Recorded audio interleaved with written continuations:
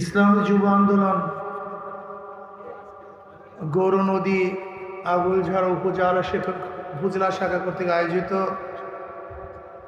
আজকের সম্মেলনের সম্মানিত সভাপতি শ্রদ্ধাভাজন ওলামায়ে কেরাম, সর্বস্তরের ইসলাম প্রিয় দেশপ্রেম ভাইয়ের আমার, আমরা কেন এখানে উপস্থিত হয়েছি, কেন একত্রিত হয়েছি, এই বিষয়ে অবশ্যই আপনাকে উপলব্ধি করতে হবে। আমাদের প্রত্যেকটা মুহূর্তের বহুত দাম, সময় অনেক দামি, সময়ের চেয়ে দামি কোনো জিনিস নেই। এই সময়কে যে ব্যক্তি ব্যবহার করতে পারে সেই দামি হয়, আর সময়কে যে ব্যবহার করতে পারে না সে দামি হতে পারে না। সময় কারোর জন্য অপেক্ষা করে না। এই জন্য আল্লাহ পাক রব্বুল আলামিন কোরআনের মধ্যে সময়ের কসম কাটছেন, ওয়াল আসর, আমি আসরের সময়ের কসম খেয়ে বলতেছি। এই সময় কেন নষ্ট করতেছেন? এই সময় কিসের, কেন এখানে ব্যয় করতেছেন?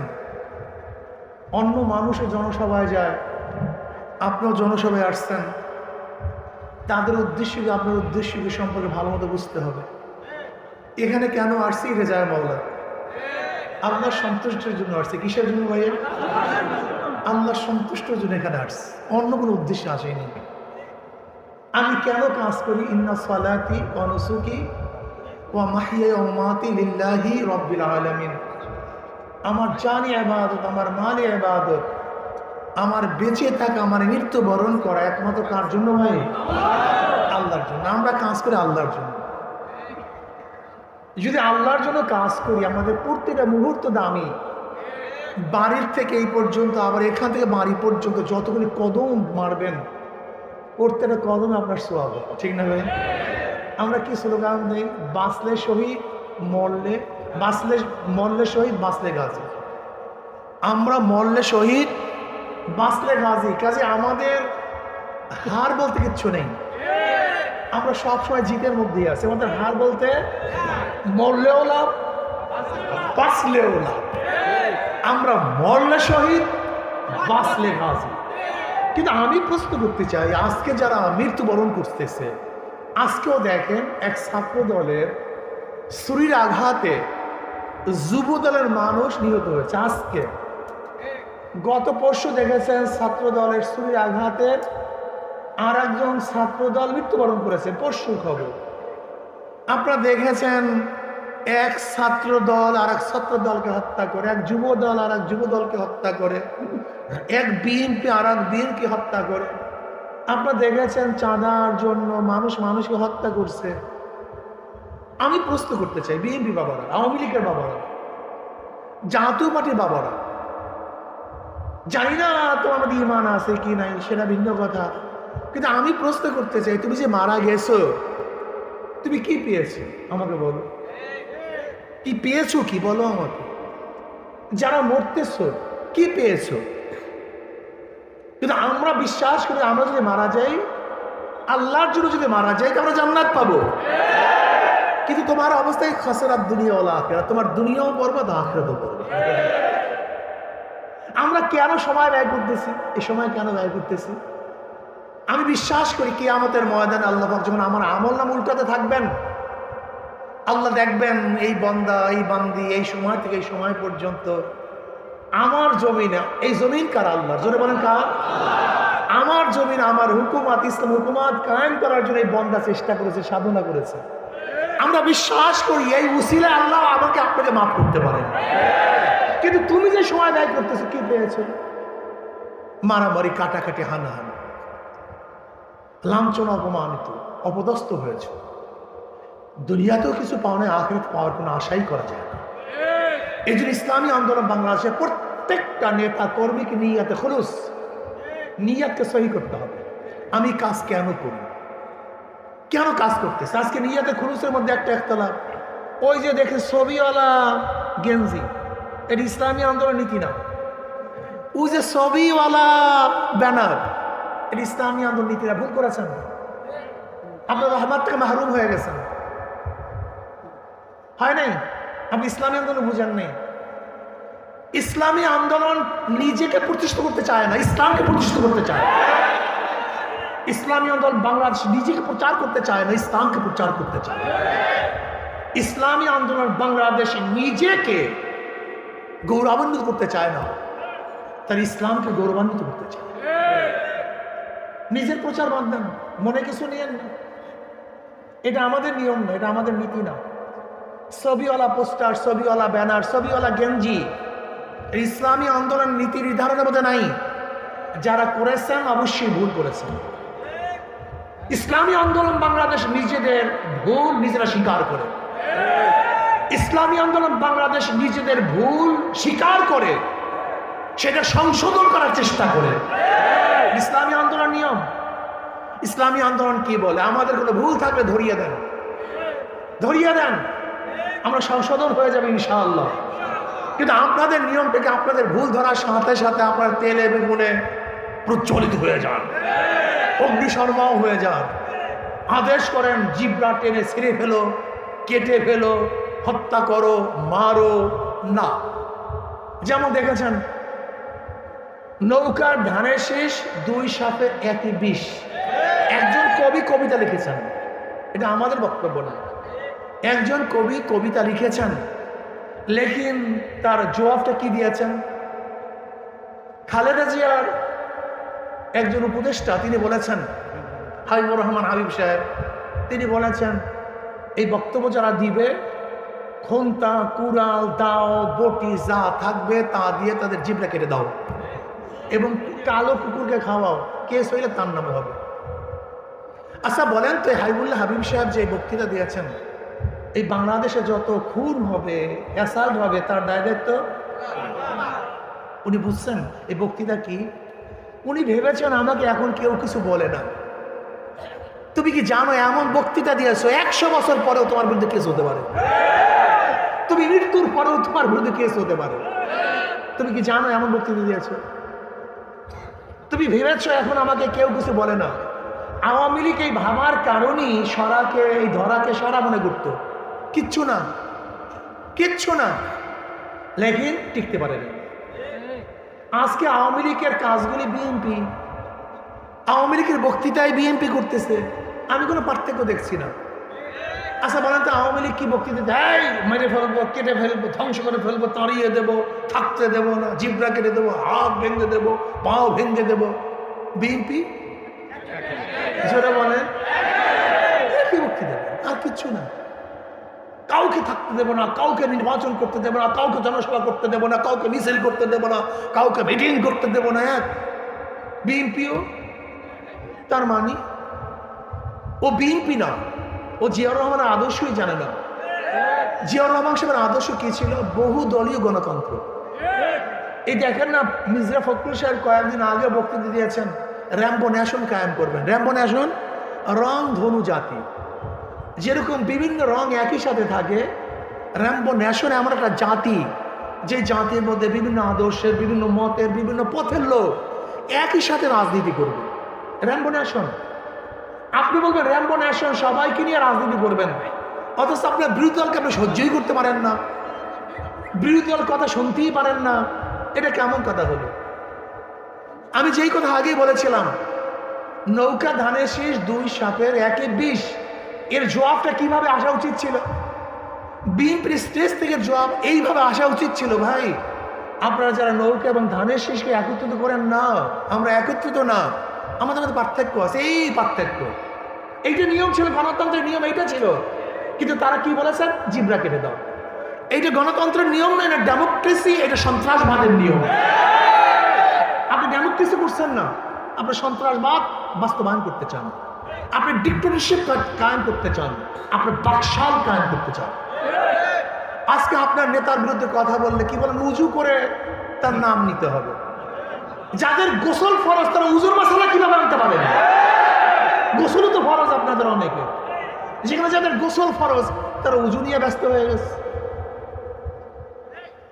যদি তাদের দুর্নীতির বিরুদ্ধে কথা বলা হয় তাহলে সহ্য করতে পারে না, বরং আপনাদের বলা উচিত ছিল আমাদের শাসন আমলে 91 থেকে 96, 2001 থেকে 2006 পর্যন্ত হ্যাঁ, আমরা দুর্নীতিতে 5 বার চ্যাম্পিয়নশিপ লাভ করেছিলাম, আমরা দুর্নীতি করেছিলাম, চাঁদাবাজি করেছিলাম, অমুক করেছিলাম, তমুক করেছিলাম, ভবিষ্যতে ওয়াদা করছি এটা করব না।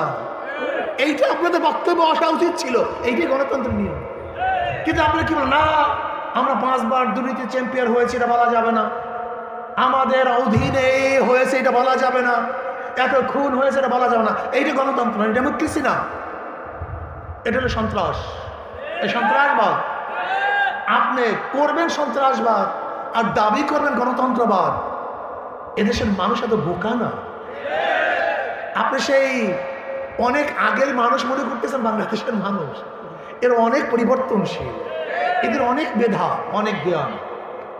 আমি বারবার একটা কথা বলতে চাই, জিয়াউর রহমান সাহেবের আদর্শ এই ভালো আদর্শ ছিল, হ্যাঁ মানুষ গ্রহণ করেছে। জিয়াউর রহমান সাহেব মারা যাওয়ার পরে সত্তার সাহেবকে জিয়াউর রহমান সাহেবের আদর্শের কারণেই তো ক্ষমতা আনছিল, কথা ঠিক না? এদেশের সত্তার সাহেব প্রেসিডেন্ট হয়েছিলেন না কিসের কারণে? জিয়াউর রহমান সাহেবের আদর্শের কারণে। জিয়াউর রহমান সাহেবের আদর্শ ভালো বিধায়ী তো 91-তে খালেদা জিয়াকে ক্ষমতা আনছিল, কিন্তু আপনি থাকতে পারেন নাই কেন? আবার জিয়াউর রহমান সাহেবের আদর্শ ভালো বিধায়ী তো 2001-এও বিএনপিকে ক্ষমতা আনছিল, কিন্তু 111 সৃষ্টি হলো কেন? থাকতে পারেন নাই কেন?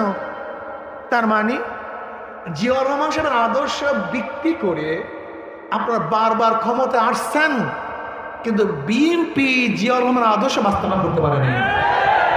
এখন আর জিয়াউর রহমান সাহেবের আদর্শ বলে দ্বিতীয়বার ভোট কালেকশন করার কোনো যুক্তি আছে বলে আমি মনে করি না। এই আদর্শ বিক্রি করছেন বারবার, মানুষ তো ক্ষমতা নিয়েছে আপনাকে বারবার, কিন্তু কি করেছেন? কি দিয়েছেন জনগণকে? কি উপহার দিয়েছেন? ক্ষমতায় যান নাই, এখনই নিজেদের মধ্যে খুনাখুনি, এখনই চাঁদাবাজি, এখনই গুন্ডামি, বদমাশি। ক্ষমতায় গেলে কি করবেন? হ্যাঁ, এখনই ক্ষমতায় যান নাই, হুমকি ধুমকি মারপিট। যদি ক্ষমতায় যান কি করবেন? এখনো ক্ষমতায় যান নাই, আপনাদের ভয় কেউ কথা বলতে পারে না। যদি ক্ষমতায় যান তখন উপায়টা কি হবে? এক মেয়ের বাবা বিবাহতে দিতে রাজি না হওয়ার কারণে ক্ষমতায় যান নাই। বগুড়ায় এক বিএনপি এক মেয়েকে পছন্দ করছে, বাবার কাছে প্রস্তাব দিয়েছে মেয়েকে বিবাহ করবে, কিন্তু বাবা রাজি হয়নি, মেয়ের সামনে বাবাকে হত্যা করছে। এই বগুড়ার ঘটনা। এখনো ক্ষমতায় যান নাই, এই না যাওয়া সত্ত্বেও বিবাহের প্রস্তাব না দিলে যদি রাজি না হয় তাহলে হত্যা করেন। ক্ষমতা গেলে কি করবেন? এখনো ক্ষমতা যান নাই। তজুমুদ্দিন ভোলা চাঁদা না দেওয়ার কারণে স্বামীকে বেঁধে রেখে স্ত্রীকে গণধর্ষণ করা হয়েছে। ক্ষমতা যান নাই, যদি ক্ষমতা যান তখন তো সবাইকে ধর্ষণ করবেন। এই কথা আমি বলি, এটা অস্বীকার করতে পারবেন? হ্যাঁ, ক্ষমতা যান নাই, চাঁদা না দেওয়ার কারণে মায়ের সামনে থেকে যুবককে তুলে এনে হত্যা করছে এই বিএনপি। এখনো ক্ষমতা যান নাই, যদি ক্ষমতায় যান তখন অবস্থাটা কি হবে? এখনো ক্ষমতায় যান না, সমস্ত অফিসগুলো দখল করেছেন, কাউকে ঢুকতে দেন না। যদি ক্ষমতায় যান তখন অবস্থাটা কি হবে? একদম চিন্তা করেছেন। এখনো ক্ষমতায় যান নাই, ক্ষমতায় যান নাই, ইউনিয়ন পরিষদের গম চাল বিএনপির ঘরে পাওয়া যায়। যদি ক্ষমতায় যান তখন অবস্থাটা কি হবে? একদম চিন্তা করেছেন। এখনো ক্ষমতায় যান নাই, হসপিটালে সিরিয়াল ভঙ্গ করার কারণে ডাক্তারকে আপনারা অ্যাসাল্ট করেছেন, মার দিয়েছেন। যদি ক্ষমতায় যান তখন অবস্থাটা কি হবে? এখনো ক্ষমতায় যান নাই, আপনারা চাঁদার জন্য শরিয়াতপুরের সমস্ত বাসগুলিকে বন্ধ করে দিয়েছেন। যদি ক্ষমতায় যান তখন অবস্থাটা কি হবে? একদিন চিন্তা করেছেন? ক্ষমতায় যান নাই, তাতেই চিত্র এই। যদি ক্ষমতায় যান তখন চিত্রটার অবস্থাটা কি হবে? এ পাবলিক একদিন চিন্তা করেছেন? একদিনও চিন্তা করেন, একদিনও চিন্তা করেন। আমরা বারবার এদেরকে ক্ষমতায় নিয়েছি, বারবার পরীক্ষা নিয়েছি, ওরা বারবার পরীক্ষায় ফেল করেছে। কিন্তু বাংলাদেশের জনগণকে একটা কথা বলবো, ইসলামকে আপনারা পরীক্ষায় নেন নাই, পরীক্ষা দিতে দেন নাই, আপনার পরীক্ষা নেন নাই। আমি মনে করি ইসলামী শক্তি একবার পরীক্ষা নেন, আমরা পরীক্ষা দেওয়ার জন্য প্রস্তুত আছি। যদি ফেল করি আল্লাহর কসম আর কোনোদিন পরীক্ষা দেওয়ার জন্য আসবো না। পরীক্ষা নেন, আমরা ফেল করবো না ইনশাআল্লাহ। প্রত্যেক মানুষের অধিকার তার দাঁড়ে দাঁড়ে দাঁড়ে দাঁড় পৌঁছানো হবে। ইসলাম ক্ষমতা আসলে তারা সেবক হবে, খাদেম হবে, মানুষের সেবা করবে। ইসলাম ক্ষমতা আসলে মুসলমান, হিন্দু, বৌদ্ধ, খ্রিস্টান, কুলি, মজদুর, শ্রমিক, তাঁতি সবার অধিকার বাস্তবায়ন হবে। ইসলাম ক্ষমতা আসলে আমার মা বোনদের ন্যায্য অধিকার প্রতিষ্ঠিত করব। ইসলাম ক্ষমতা আসলে এদেশের প্রত্যেকটা নাগরিক সমান অধিকার ভোগ করবে। ইসলাম ক্ষমতা আসলে এদেশের প্রত্যেকটা ধার্মিক তাদের ধর্ম স্বাধীনভাবে পালন করবে ইনশাআল্লাহ। ইসলাম ক্ষমতা আসলে বৈষম্য থাকবে না। ইসলাম ক্ষমতা আসলে চুরি ডাকাতি বন্ধ হয়ে যাবে। ইসলাম ক্ষমতা আসলে আশা করি আমার বাংলাদেশের কোনো মা বোন ধর্ষণ হবে না। ইসলাম ক্ষমতা আসলে বাংলাদেশের একজন মানুষ ইনশাআল্লাহ 5-10 বছরের মধ্যে খোলা আকাশে নিচে ঘুমাবে না। ইসলাম ক্ষমতা আসলে বাংলাদেশের একজন নাগরিক বস্ত্রহীন থাকবে না।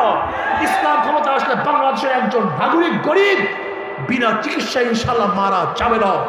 ইসলাম ক্ষমতা আসলে বাংলাদেশের প্রত্যেকটা নাগরিকের অধিকার সমান থাকবে, সাম্য, মানবিক মর্যাদা, সামাজিক ন্যায় বিচার প্রতিষ্ঠা হবে ইনশাআল্লাহ। ইসলাম ক্ষমতা আসলে আমাদের কৃষকদের অধিকার বাস্তবায়ন করা হবে। শ্রমিকরা তাদের অধিকার নিয়ে রাস্তায় নামতে হবে না, আন্দোলন করতে গিয়ে আর মরতে হবে না। ইসলাম ক্ষমতা আসলে আমাদের মা বোন সমস্ত মানুষের ইজ্জত আবরু নিরাপদ হয়ে যাবে ইনশাআল্লাহ। একটা বার পরীক্ষা করুন, আপনারা বারবার পরীক্ষা করেছেন, দেখেন ওদের মার্কার মধ্যে, ওদের কাজের মধ্যে ধোঁকাবাজি। যারা নৌকা নির্বাচন করে তার নৌকা চালাতে পারে না, যারা নাঙ্গলে নির্বাচন করে নাঙ্গল বইতে পারে না, যারা ধানের শরী নির্বাচন করে নিজেরা ধান কাটে না। এই কথা ঠিক না? কিন্তু হাত পাখা যারা নির্বাচন করে, যারা নির্বাচন করে তারা হাত পাখা চালাতে পারে, যারা নির্বাচন করে তারাও চালাতে পারে। হাত পাখা গরিবদের প্রতীক, হাত পাখা ধনীদের প্রতীক। হাত পাখা ব্যবহার করে মুসলমানরা, হাত পাখা ব্যবহার করে হিন্দুরা, হাত পাখা ব্যবহার করে খ্রিস্টানরা, হাত পাখা ব্যবহার করে পুরুষরা, হাত পাখা ব্যবহার করে মহিলারা, হাত পাখা ব্যবহার করে বড়রা, হাত পাখা ব্যবহার করে শিশুরা। কারেন্ট ফেল করে, হাত পাখা ফেল করে না। নাঙ্গল কেউ বুকে নিয়ে ঘুমায় না, নৌকা কেউ বুকে নিয়ে ঘুমায় না, ধানের শীষ কেউ বুকে কলিজার উপরে রেখে ঘুমায় না। কিন্তু হাত পাখা আমারটা প্রতীক, ঘুমের সময় কলিজার উপরে থাকে। এটা শান্তির প্রতীক, সবাইকে শান্তি দেয়। সর্বজনীন প্রতীক, সবার প্রয়োজন হয়। কাজে আমি বিশ্বাস করি হাত পাখা যদি বিজয় হয় তাহলে এই মানবতা বিজয় হবে। হাত পাখা বিজয় হলে এই জনগোষ্ঠী বিজয় হবে। হাত পাখা বিজয় হলে এই দেশ বিজয় হবে। আপনারা জানেন আগামী নির্বাচনে 2 ভাগে ভাগ হয়ে যাবে। ইসলামপন্থীর ভোট, ভারতের বিপক্ষে ইসলামের পক্ষের ভোট, আর ভারতের পক্ষে ইসলামের বিপক্ষের ভোট। আগামীতে ইনশাআল্লাহ ইসলামের পক্ষে এবং ভারতের বিপক্ষে সবাই থাকার জন্য রাজি আছেন ইনশাআল্লাহ। ইসলামের পক্ষে, ভারতের বিপক্ষে, আর একদল লোক ইসলামের বিপক্ষে ভারতের পক্ষে নির্বাচনে আসবে। আশা করি ইসলামের পক্ষে এবং ভারতের বিপক্ষে যারা আছি তাদের মার্কা হবে আগামীতে একটা বাক্স ইসলামের পক্ষে, একটা বাক্স। যেখানে যেই মার্কা থাকবে, যেখানে যে ইসলামের পক্ষের বাক্স থাকবে, আমরা সবাই সমৃদ্ধভাবে সেই পক্ষে অবলম্বন করবো ইনশাআল্লাহ। আমাদের তরফ থেকে গৌরনদী আলগোলজোড়ার থেকে আলহামদুলিল্লাহ মাওলানা মাহদি খুব ভালো একজন লিডার, ভালো একজন শিক্ষিত, ভালো একজন জনসেবক, ভালো একজন ব্যবসায়ী। ইনশাআল্লাহ এরকম ব্যক্তি যদি নির্বাচিত হয় তাহলে এই দেশ, এই মানবতা বিজয় লাভ করবে। আসুন খুনিদের পক্ষে না থেকে, ধর্ষণদের পক্ষে না থেকে, চাঁদাবাজের পক্ষে আর আমরা থাকবো না। এবার শান্তি এবং সুখের পথে থাকবো।